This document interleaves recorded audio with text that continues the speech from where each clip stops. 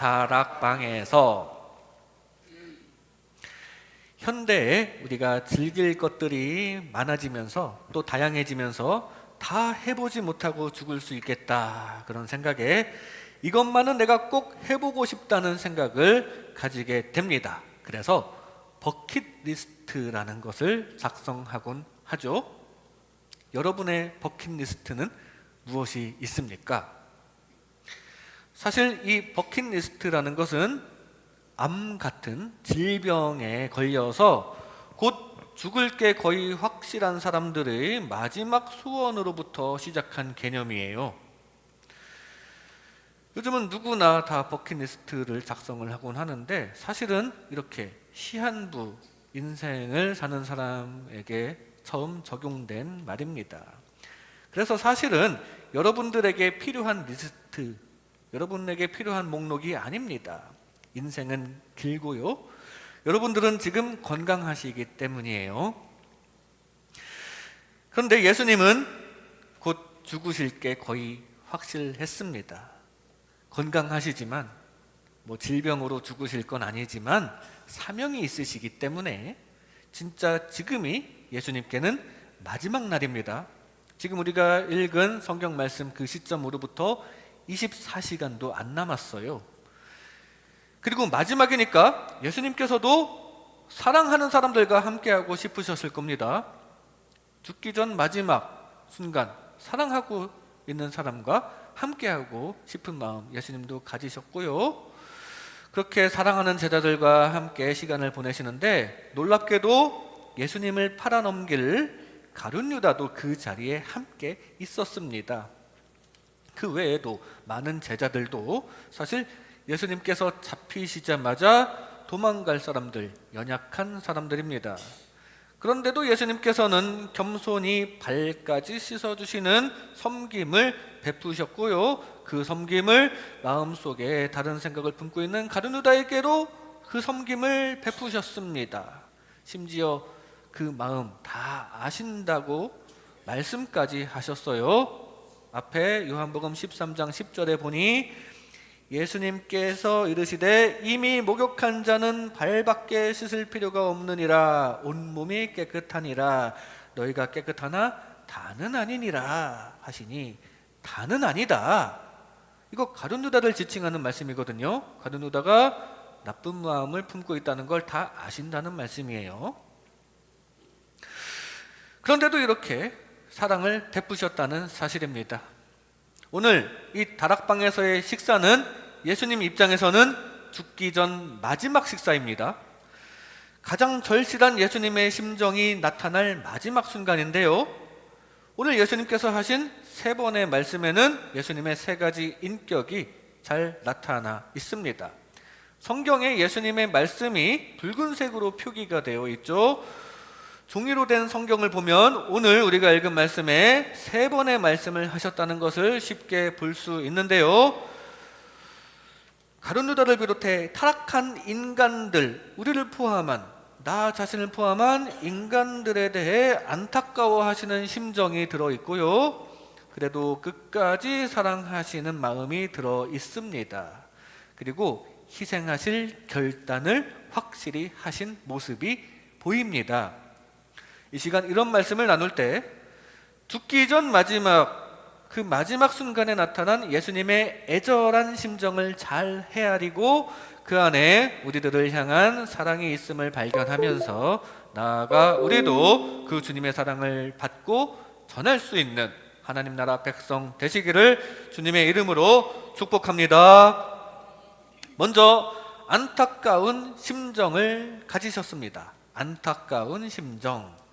오늘 본문 21절 말씀에 예수께서 이 말씀을 하시고 심령이 괴로워 증언하여 이르시되 내가 진실로 진실로 너희에게 이르노니 너희 중 하나가 나를 팔리라 하시니, 예수님께서는 가룟 유다가 예수님을 팔 것임을 다 알고 계셨습니다. 그리고 이미 마귀가 그의 마음속에 들어갔다는 것도 알고 계셨어요. 그래서 제자들의 발을 씻기고 나서도 다는 아니니라, 다 깨끗하게 목욕한 것 같지만 가룟 유다는 깨끗하지 않다는 말씀을 하셨습니다. 그리고 18절 말씀에도 내 떡을 먹는 자가 내게 발꿈치를 들었다라고 하시는데, 떡 받아먹고 도리어 발로 공격하려고 한다는 그런 말씀을 하시면서 떡 먹은 사람, 즉 최후의 만찬 자리 안에 있는 사람 중에 배신자가 있다는 것을 내비치셨습니다. 계속 가룟유다가 신경 쓰이실 수밖에 없어요. 그러다가 결국은 마음이 너무나도 괴로우셔서 이젠 조금 더 확실하게 말씀을 하십니다. 너희 중에 하나가 나를 팔 것이다. 그리고 또 계속 마음이 괴로우셔서 잠시 후에는 내가 떡 한 조각을 적셔다 주는 자가 그니라 하시면서 그 사람 가룟유다에게 떡을 주셨습니다. 떡을 주시면서 이 사람이 배신자다 하시는 겁니다. 그리고 한 발짝 더 나아가서 하시는 말씀이 빨리 가서 나를 배신해라. 가서 너 하려던 거 해서 나를 배신해라. 뭔가 그 가룟유다와 함께하는 애매모호한 상황이 불편하셨는지 가룟유다를 내보내시기까지 합니다. 사실 그 이후에 남은 11 제자들을 향해 요한복음 16장까지 쭉 더 깊은 말씀을 하시는데 좀 더 편안한 상태에서 하시려는 마음도 있을 거예요. 그런데 일단 우리가 주목할 것은 이 모든 상황에서 예수님의 마음이 얼마나 불편하고 괴로우셨을지를 보아야 합니다. 심령이 괴로우셨어요. 괴롭다고 말씀하십니다. 지금 예수님께서 배신당하시는 게 그게 분하고 화가 나는 게 아니에요. 예수님께서 당하실 십자가 고통이 두려우셔서 무서워서 심령이 괴로우신 게 아니라 지금 12명의 제자 중에 한 사람인 가룟유다가 심지어 바로 옆에 계셨던 것 같은데 그 옆에 있는 제자가 이제 예수님을 팔고 멸망의 길로 갈 것인데 머릿속에 그런 악한 마음을 품고 있는데 바로 옆에서 그 제자가 그게 지금 안타깝고 괴로우신 겁니다.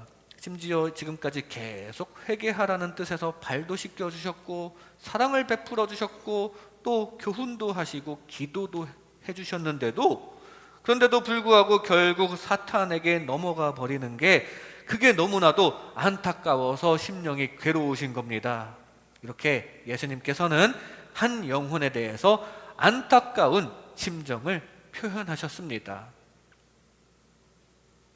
하나님의 마음이 바로 이렇습니다. 한 영혼 한 영혼이 하나님께 얼마나 소중한지요.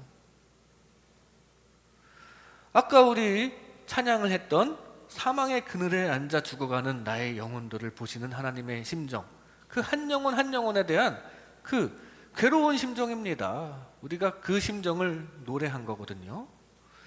하나님께서는 한 영혼 한 영혼이 이 사탄에게 꾀임받아 멸망길로 가면 그게 그렇게 안타까우신 분이에요. 양 99마리를 두고서라도 잃어버린 한 마리의 양을 찾기 위해 비탈길을 샅샅이 뒤져보는 목자처럼 하나님께는 한 영혼이 소중했습니다. 또 잃었던 아들이 다시 돌아왔을 때 잔치를 벌이라고 명령하던 아버지처럼, 탕자의 아버지처럼 한 영혼의 회개가 하나님께는 그렇게 기쁜 것입니다. 왜냐하면 한 영혼과의 관계 하나하나가 아주 소중했기 때문입니다. 예수님도 마찬가지예요. 하나님과 같은 마음입니다. 가룟유다가 예수님 배신하는 게 그게 참 안타까우신 겁니다. 가룟유다에 의해 예수님께서 고통당하시는 게 문제라기보다는 그 한 사람 가룟유다와 예수님과의 관계가 그렇게 끊어지는 게 안타까우신 것입니다. 그리고 그게 곧 하나님과의 관계도 끊어지는 것이고 결국 가룟유다에게는 생명줄이 끊어지는 것이기 때문에 그게 지금 안타까우신 거예요. 그래서 예수님께서 심령이 괴로우신 것이라는 사실입니다. 그 예수님의 괴로움은 우리를 향해서도 그대로 적용이 됩니다. 우리가 죄를 향할 때에도 안타까워 하십니다. 예수님께서 가룟유다의 마음속을 보시고 안타까워 하셨듯이 우리의 마음속을 보시고도 다 안타까워 하세요. 아마 지금도 저를 보고도 안타까워 하실 수 있습니다. 우리가 죄를 지을 때마다 사실 예수님의 손에 못을 받고 있는 것이긴 하지만, 그래서 예수님의 고통이 추가되는 것이긴 한데, 그 고통이 안타까우신 게 아니라 우리가 죄를 향하는 만큼 주님과 관계가 멀어지는 게 그게 안타깝습니다. 하나님은 우리와 가까워지기를 원하시거든요. 그러니까 주님과 가까워지시기 바랍니다. 우리가 죄를 향할 때마다 주님과 멀어지는 겁니다. 그러나 그럴 때마다 우리는 죄를 짓느라, 세상을 사랑하느라 정신없겠지만 그걸 다 보고 계시는 예수님의 마음은 안타까우십니다. 우리는 그 마음, 예수님의 마음이 얼마나 안타까우실지를 항상 느낄 수 있기를 바랍니다. 우리가 조금 잘못될 때마다, 우리가 멀어지는 게 안타까우신 그 예수님의 심정을 헤아린다면, 그 마음을 염두에 둔다면 우리의 마음가짐도 몸가짐도 행동거지도 달라질 수 있을 거예요. 그 마음을 항상 기억하는 게 중요합니다. 바라기는 점점 죄와 멀어지고 하나님과 가까워지는 삶을 살다가 영원히 주님과 동행하는 하나님 나라 백성 되시기를 주님의 이름으로 축복합니다. 안타까운 심정을 가지셨습니다. 다음으로 변함없는 사랑을 베푸셨습니다. 변함없는 사랑. 오늘 본문 26절 말씀에 예수께서 대답하시되 내가 떡 한 조각을 적셔다 주는 자가 그니라 하시고 곧 한 조각을 적셔서 가룟 시몬의 아들 유다에게 주시니. 제자들이 물어봤어요. 아니, 누가 예수님을 판단 말입니까? 여기서 누굽니까? 23절에 나오는 예수님의 품에 의지하여 누워있는 제자는 아마도 요한, 지금 이 글을 쓴 요한을 가리킬 것입니다. 열둘 중에 하나가 예수님을 배신한다고 하시니까 요한은 자기는 아니라는 표현을 이렇게 행동으로 나타낸 것 같아요. 예수님 품에 안기면서 나는 그런 사람 아니다 라는 걸 행동으로 표현하는 거예요. 내가 이렇게 예수님을 사랑하는데 내가 어떻게 예수님을 팝니까? 그러자 조금 멀리 떨어져 있던 베드로가 이렇게 몸짓으로 물어봅니다. 야, 그게 누구인지 물어봐봐 하는 의미로 몸짓으로 말을 합니다. 그래서 요한이 예수님께 속삭이듯이 묻습니다. 그게 누구예요? 누가 배신합니까? 예수님께서는 직접 대답하지 않으시고 행동으로 말씀하십니다. 내가 떡 한 조각을 적셔다 주는 자가 그니라. 그리고 가룟 유다에게 주셨어요. 가룟 유다에게 이 사람이 그 사람이다 라고 제자들에게 말씀하시는 그런 행동을 하신 겁니다. 그럼 범인이 드러난 거잖아요. 그런데 제자들은 아직 그걸 실감하지 못했던 것 같습니다. 뒤에 보면 가룟 유다가 이제 예수님의 명령을 따라서 다른 용무를 하러 나가는 줄로 여기게 됩니다. 어쨌든 이 장면에서 예수님께서 가룟 유다에게 주신 것이 무엇인지를 살펴봐야 합니다. 다름 아닌 성찬의 떡과 포도주를 가룟 유다에게 베풀어 주셨다는 사실이에요. 즉 예수님의 살과 피를 의미하는 음식을 주신 거예요. 용서의 음식을 주신 것입니다. 무슨 얘기입니까? 이 유다가 비록 배신자일지언정 예수님께서는 끝까지 용서의 사랑을 베푸시는 중이라는 사실이에요. 이렇게 예수님께서는 변함없는 사랑을 끝까지 베푸셨습니다. 가룟 유다가 배신자라고 너는 이거 먹을 자격이 없어 하고 안 주신 게 아니라 끝까지 용서받으라고 그 떡과 포도주를 주셨다는 사실이에요. 예수님께서는 끝까지 포기하지 않으셨어요. 그리고 아무리 죄가 많아도 용서하시려는 의지가 있으셨습니다. 그래서 십자가 위에서도 아버지 저들을 사하여 주옵소서 자기들이 하는 것을 알지 못함이니이다 라며 사람들을 용서하기를 원하셨습니다. 저들을 사하여 주옵소서. 이거는 예수님을 못 받고 희롱하는 군병들 포함해서 대제사장들 포함해서 가룟 유다까지 다 포함해서 그들을 사하여 달라고 용서의 중보 기도를 하신 것이에요. 아마 예수님께서는 지금은 비록 유다가 예수님을 배반하고 떠나가겠지만 나중에라도 진리를 깨닫고 회개하기를 원하셨을 겁니다. 이제 예수님의 손은 떠났지만 그래서 가룟 유다에게 너 계획대로 해라 하고 말씀하셨지만 어차피 그 계획이 있어서 십자가 사명이 이루어지는 것이기도 하니까 가룟 유다가 이 십자가 사명에 대한 악한 도구는 될지언정 어찌어찌 이후에 하나님의 은혜에 의해 다시 깨닫고 돌아오기를 원하셨을 거예요.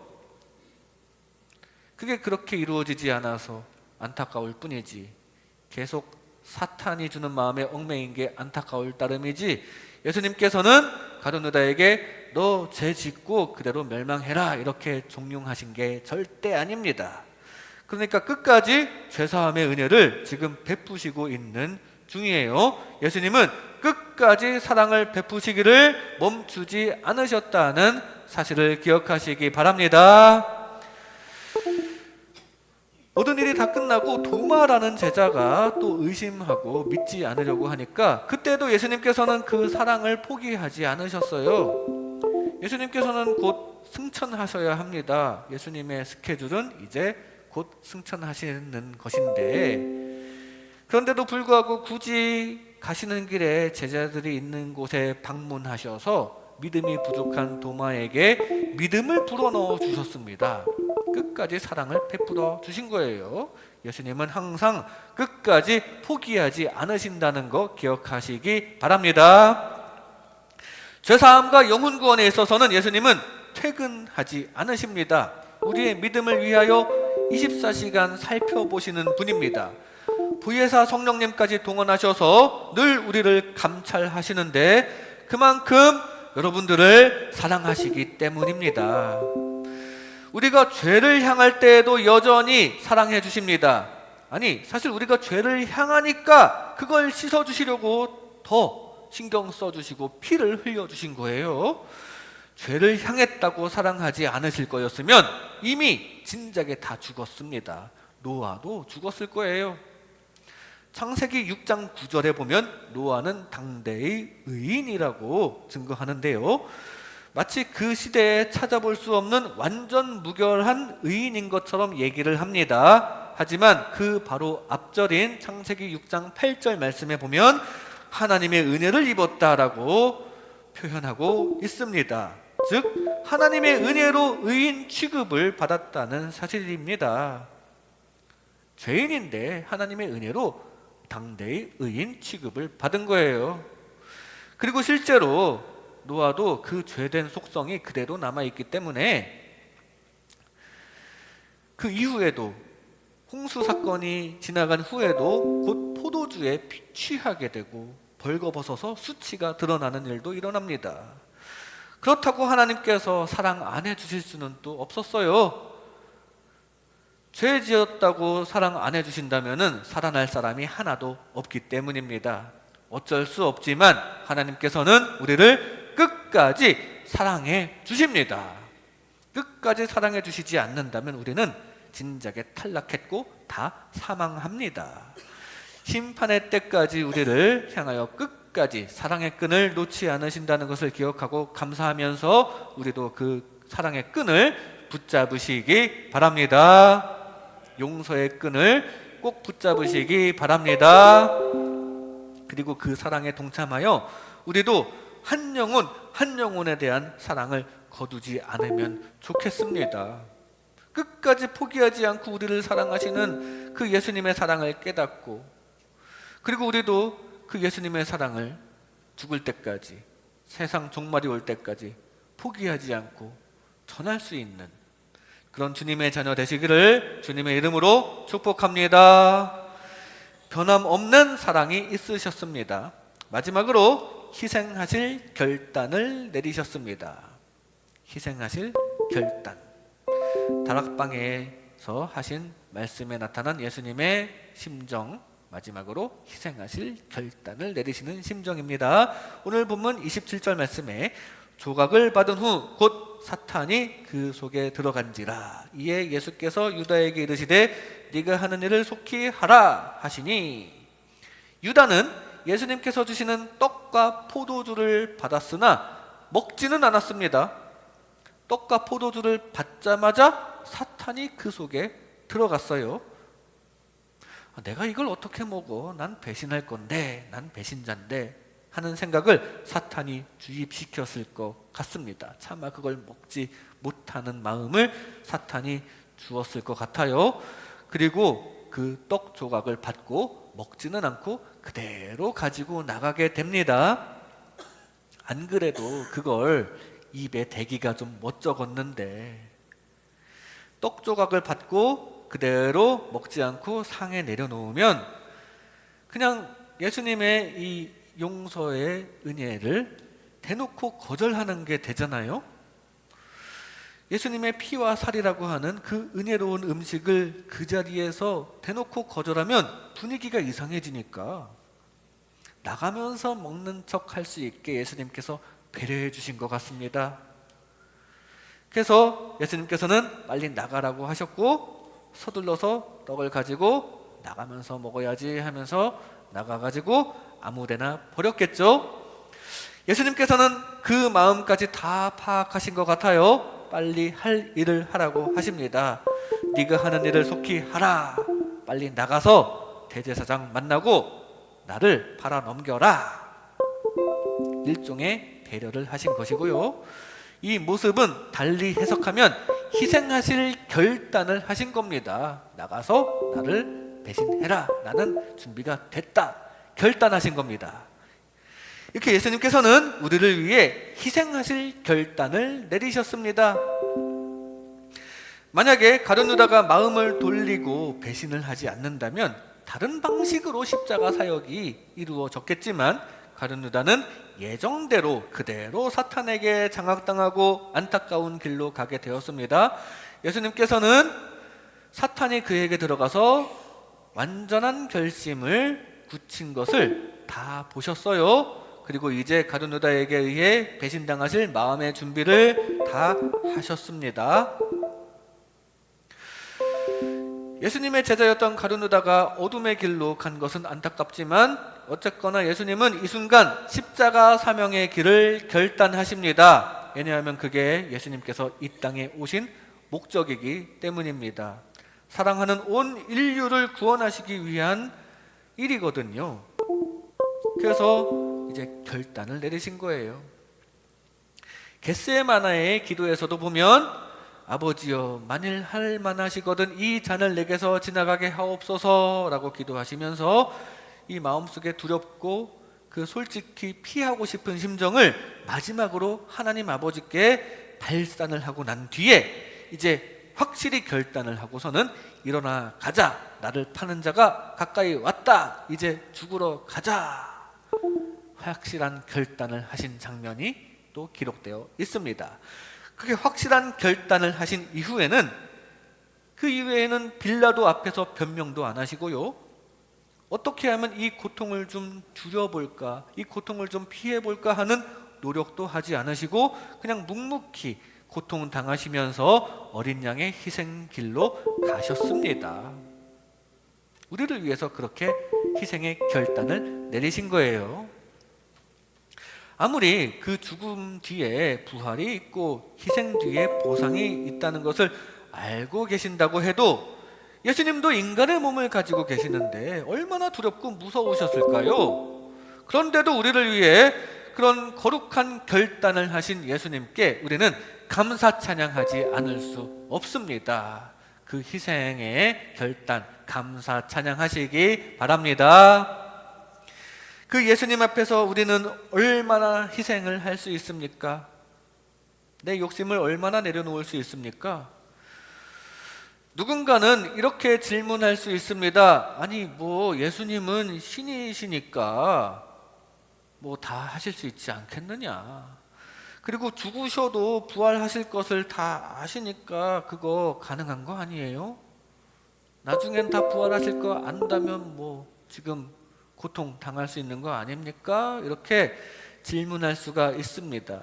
맞습니다. 예수님도 다 아세요. 나중에 부활하실 거 아시고요. 결국은 하늘 아버지께서 다시 영광 가운데로 올려주실 것을 알고는 계셨어요. 그렇다면 우리도 자신에게 똑같이 질문해야 마땅합니다. 하나님은 살아 계시니까 하나님께서 채워주실 것을 믿는다면 우리가 지금 전 재산을 다 봉헌하는 것도 가능한 거 아닌가요? 우리가 가진 것을 전부 희생해도 하나님께서 복 주실 것을 믿는다면 그게 가능해야죠.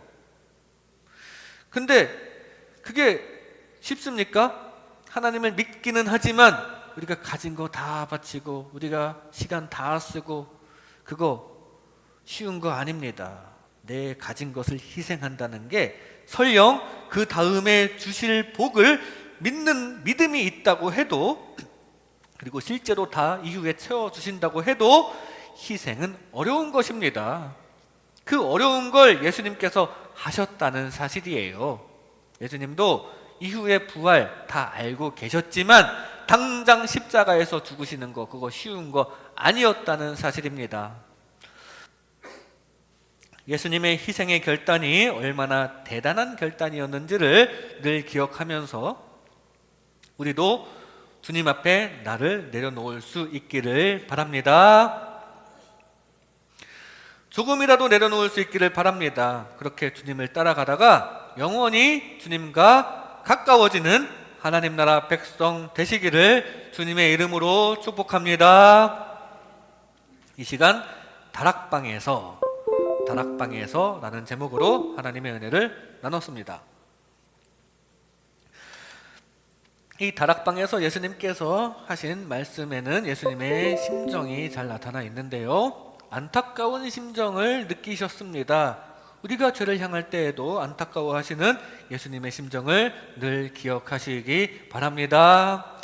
변함없는 사랑이 있으셨습니다. 우리가 죄를 향해도 끝까지 변함없으신 예수님의 사랑을 기억하시기 바랍니다.